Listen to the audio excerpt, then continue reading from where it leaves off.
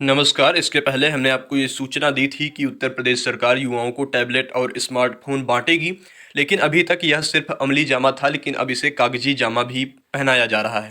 कहने का मतलब है कि ये जो स्कीम थी, जो योजना बनाई गई थी, वो अब पास हो चुकी है। विस्तार से हम आपको ये खबर पढ़ के सुना रहे हैं, अलग-अलग ये ब्यूरो में छपी हुई है। अमर उजाला की आपको हम रिपोर्ट पढ़ के सुना रहे हैं।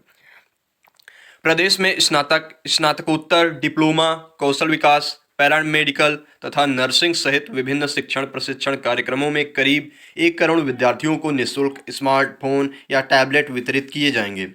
मुख्यमंत्री योगी आदित्यनाथ की अध्यक्षता में सोमवार को हुई बैठक में प्रदेश के युवाओं को तकनीकी सशक्तिकरण के लिए इस योजना को मंजूरी दे दी गई है। योजना पर 3,000 करोड़ रुपए खर्च होंगे। तो हालांकि अभी इसके पहले भी ये बातें क्लियर थीं, लेकिन योजना को अब फाइनली मंजूरी मिल चुकी है। मंजूरी मिलने का मतलब है कि बजट उसके लिए अलॉट कर दिया गया है और उसकी प्रक्रिया अब पूरी शुरू होने वाली है। देखते हैं आगे क्या लिखा है। लिखा है कि कैबिनेट ने इस योजना में भविष्य में आने वाली व्यवहारिक कठिनाइयों के निराकरण और योजना में किसी भी संशोधन के लिए मुख्यमंत्री को अधिकृत किया है।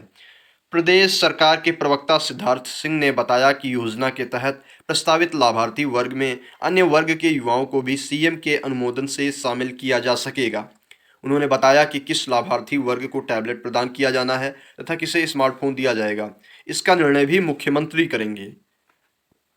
और इसमें आगे लिखा हुआ है कि सेवा मित्र पोर्टल पर पंजीकृत युवाओं को भी मिलेगा लाभ।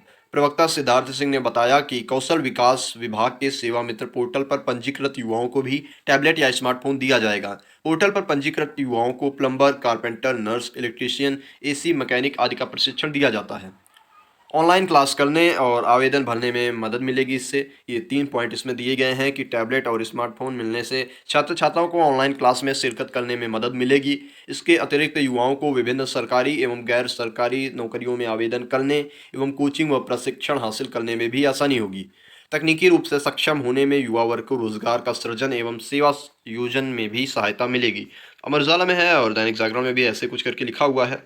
और इसमें लिखा हुआ है कि सरकार की यह सौगात पाने वाले युवाओं की संख्या 60 लाख से 1 करोड़ तक हो सकती है। ये बात इसमें लिखी हुई है यहाँ पे।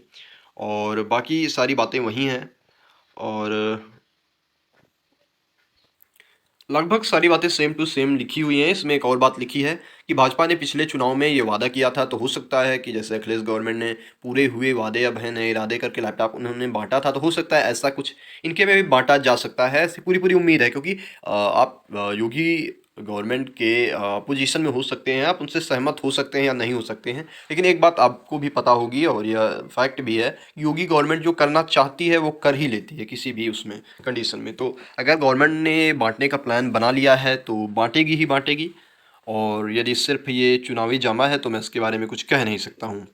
हालांकि मेरा उद्देश्य आपको राजनीतिक टिप्पणियाँ करना, बताना और उनके बारे में सूचना देना नहीं है। मैं आपको इस योजना के बारे में सूचना दे रहा हूँ। इससे जुड़ी और भी जो भी छोटी-मोटी जो भी खबरें हैं, जो अखबार के किसी भी कोने में रहती हैं, वो हम आप तक पहुँचाते हैं। पिछले 3 वर्षों से जब से ये सुनने में आया है, तब तक टैबलेट और स्मार्टफ़ोन से जुड़ी खबरें आपके लिए हम लेकर आते हैं। इन फ्यूचर भी लेके आते रहेंगे। तो इसके लिए स्टे ट्यून्ड रहिए द यूनिवर्सिटी कनेक्शन पर। धन्यवाद। नमस्कार।